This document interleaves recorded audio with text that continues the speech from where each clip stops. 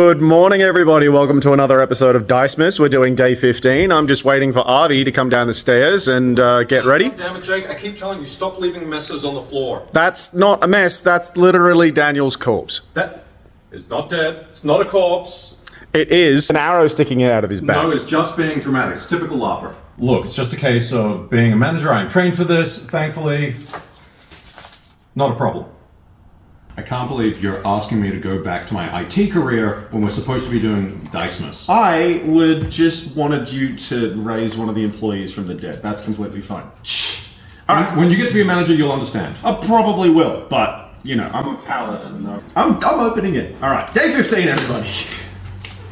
All right, what do we got? What do we got? I'd love to know, but these things are impossible to open. Oh, another D4. It's a black pyramid. It's a druid D4. It's a black pyramid like you need from the Necronomicon. Yeah, I like this one. That actually worked out really well. Yeah.